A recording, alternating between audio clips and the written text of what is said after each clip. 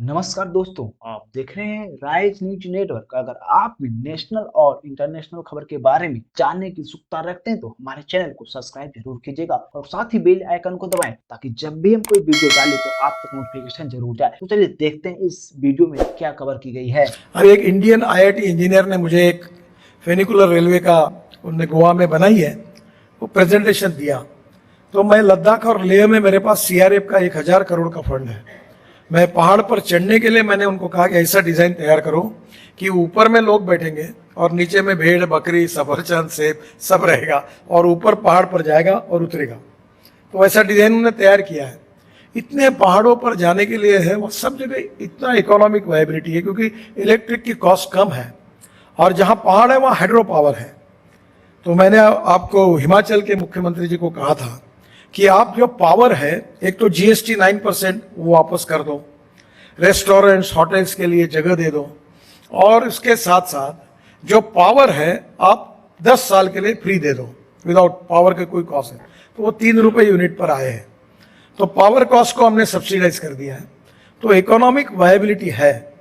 तो मेरा आपसे अनुरोध है कि फ्यूचरिस्टिक टेक्नोलॉजी का उपयोग करके जो सस्टेनेबल डेवलपमेंट में हम जा रहे हैं उसमें सबसे पहला मैंने अपने क्षेत्र के बारे में जैसे बताया वैसा अलग अलग फील्ड में हम फास्टेस्ट ग्रोइंग इकोनॉमी है और वर्ल्ड स्टैंडर्ड की सभी बातों को करने का हमारा उद्दिष्ट भी है। और प्रधानमंत्री जी का कहना है कि हम $5 ट्रिलियन की इकोनॉमी बने, सुपर इकोनॉमिक पावर बने और इसके लिए हमें ज़रूरत है आपके सहयोग की। केवल ऑटोमोबाइल इंडस्ट्री की मैं बात करूंगा जो मेरे डिपार्टमेंट की, उसका टर्नओवर 7.5 लाख करोड़ से है। हम जो रोप वे केबल कार बना रहे हैं मुझे आपका सहयोग चाहिए। मैं भी ऑस्ट्रिया गया था और जब मैंने वो वहाँ बताया हमारा प्रोग्राम तो उन्होंने कहा कि ये वर्ल्ड का सबसे बड़ा प्रोग्राम है। 260 रोप वे केबल कार फेनिकुलर रेलवे और इसकी कॉस्ट 1,30,000 करोड़ है। अब मैं पैसे में करोड़ों में बात करता हूँ तो आपको अभी तो पता है कि मेरे पास पैसे की कोई कमी नहीं है क्योंकि मैं बजट भी है और पैसा बाहर से भी है। तो अभी मैंने ये कहा कि पब्लिक ट्रांसपोर्ट ऑन इलेक्ट्रिसिटी, तो 2 काम हम कर रहे हैं। सीआई इसके लिए विशेष रूप से स्पेशल कार्यक्रम करें। एक ये धौला कुआं से मानेसर गुड़गांव 3 लाख क्यूसेक का ट्रैफिक है। कल मैं हवाई जहाज से उतर रहा था तो मैंने हमारे मेंबर एनएचआई को बताया, देखो आग लगा जैसे दिखता है, पूरे रोड पर ऐसी गाड़ियां, ट्रैफिक जाम पड़ा था। अब हमारा प्रयास है कि ये जो धौला कुआं है ये होटल से आगे, अब उसके जाके हम लोग पॉन्ड्स या ऐसी स्काई बस शुरू करेंगे कि 10-10, 5-5 मिनट के बाद हम डायरेक्ट गुड़गांव तक और गुड़गांव में अंदर तक वो ऊपर से ऊपर चलती रहेगी। तो लाखों लोग अगर उसमें जाएंगे तो इकोनॉमिक वायबिलिटी है। That is public transport on electricity by using, अभी ये अलग बंगलोर के लिए हमने ये किया, ये तो अलग है 1,30,000 करोड़, पर ये बीओटी में और पीपीपी में वायबल है क्योंकि इतनी ट्रैफिक डेंसिटी है। अभी हम चेन्नई और मुंबई में ऐसे प्रोजेक्ट बना रहे हैं कि नीचे में 8 लेन रोड, ऊपर में फ्लाईओवर, उसके ऊपर में फ्लाईओवर और उसके ऊपर में मेट्रो। हमने नागपुर में बनाया था, वर्ल्ड रिकॉर्ड हो गया। नीचे में रोड, फिर फ्लाईओवर, फिर मेट्रो। तो मेट्रो के बजाय हम कोई ट्रांसपोर्ट सिस्टम जिसमें कैपिटल कॉस्ट कम हो, क्योंकि मेट्रो की कॉस्ट पर किलोमीटर 350 करोड़ आ रही है और ये जो कॉस्ट मैं जो सोच रहा हूँ उतनी कैपेसिटी की 50 करोड़ के अंदर आ रही है। तो इससे इकोनॉमिक वायबिलिटी बढ़ेगी और इसमें बहुत बड़ी इन्वेस्टमेंट चाहिए, एंटरप्रेन्योर्स चाहिए। दूसरी बात, जो ऑस्ट्रिया की कॉन्फ्रेंस हुई, काफ़ी इंडियंस आए थे, तब मैंने उनको कहा कि हमारे यहाँ पेइंग कैपेसिटी कम है और इसलिए हमको आप टेक्नोलॉजी में जॉइंट वेंचर में हम कॉस्ट कैसे कम करें इसके लिए सोचो। साथ हाइड्रोजन, अभी मैं हाइड्रोजन के गाड़ी में ही एक इंटरव्यू दे के आया हूँ। तो हाइड्रोजन का तो फ्यूचरिस्टिक फ्यूल है आपके इंडस्ट्री में, chemical industry, steel industry, pharmaceutical, इसमें एज ए फ्यूल आप हाइड्रोजन यूज कर सकते हैं। हाइड्रोजन 3 प्रकार का है। ग्रीन हाइड्रोजन, तो ग्रीन हाइड्रोजन मिशन बना है जो पानी से, बायो ऑर्गेनिक वेस्ट से बनता है, पर हमारे यहाँ पेट्रोलियम से ब्राउन और कोयले से ब्लैक हाइड्रोजन बनता है। और हाइड्रोजन में अभी जो टेक्नोलॉजी आ रही है, हमारा प्रयास है कि 100 रुपये किलो हाइड्रोजन मिलना चाहिए। तो निश्चित रूप से हाइड्रोजन ये फ्यूचरिस्टिक फ्यूल है।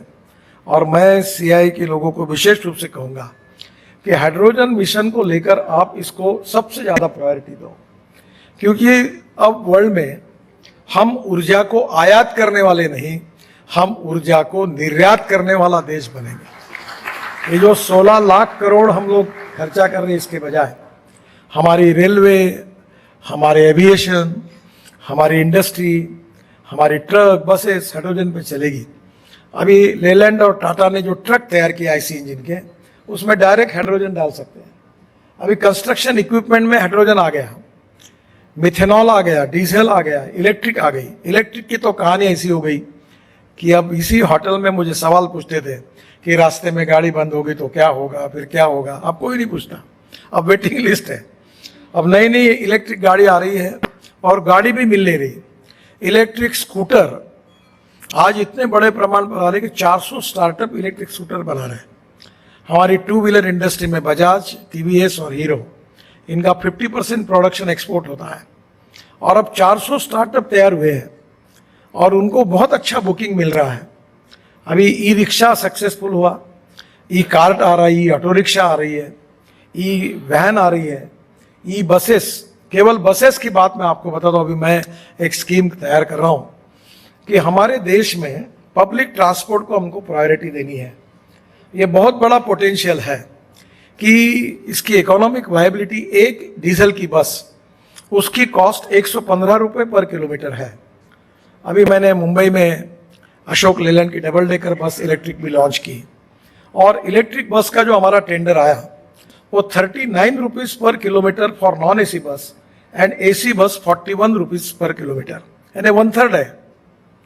और इसके लिए इसकी फ्यूल कॉस्ट कम है। दूसरी बात, डीजल की चोरी, मैं ही मंत्री हूँ, स्टेट कारपोरेशन की हालत बहुत खराब है। मैं मजाक में कहता हूँ कि गाड़ियाँ ऐसी है कि हॉर्न छोड़कर सब बजता है। तो अभी मैंने उनको प्रपोजल दिया है कि इलेक्ट्रिक बस ऐसे डिजाइन कर रहे हैं कि लोग आगे से जाएंगे और आगे से उतरेंगे, कैमरा लगा हुआ रहेगा और कार्ड, नो टिकट।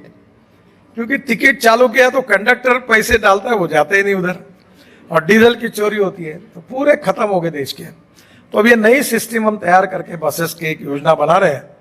और ये अगर इलेक्ट्रिक बस की योजना है तो लंदन ट्रांसपोर्ट का जो मॉडल थे, वहाँ 9 ऑपरेटर है, ड्राइवर जो जिनकी बस है उनका है, कंडक्टर कारपोरेशन का है। आपको समझ में भी नहीं आता। और वो केवल इतनी अच्छी सिस्टम सक्सेस हुई, इस क्षेत्र में हमको 2 लाख बसेस चाहिए, डबल डेकर बसेस चाहिए इलेक्ट्रिक पर। और मैं आपको बताता हूँ, अब सब इतनी सुंदर बसेस, अभी वॉल्वो के एक स्लीपर कोच, मुझे याद है कि मैं मुंबई पुणे एक्सप्रेस हाईवे जब बनाया तो उसके बाद में वॉल्वो बस आई, तो फिर वो वॉल्वो बस से लोग जाने लगे, तो ST वाले कहने लगे मुझे कि इसको बंदी करो। तो मैंने बोला ये बंदी करने के बाद आप खरीदी करो। तो अब ST ने वॉल्वो बस खरीदी की और दादर से छुट्टी है, हर घंटे में वो पूरा फूक हो जाती है, क्योंकि अब लोगों को कंफर्ट चाहिए। और वो दिन भर वॉल्वो मुंबई से पुणे घूम रही है और लोग अच्छा आराम करते हुए जाते हैं। तो double decker buses air condition electric पर, जो यूरोपियन स्टैंडर्ड्स की, इतना पोटेंशियल है टूरिज्म में, पब्लिक ट्रांसपोर्ट में। और इसके साथ अभी तो दोस्तों इस वीडियो में इतना ही। अगर ये वीडियो आपको जरा सा भी अच्छा लगा हो तो हमारे चैनल को सब्सक्राइब, लाइक और अपने दोस्तों को भी शेयर जरूर कीजिएगा।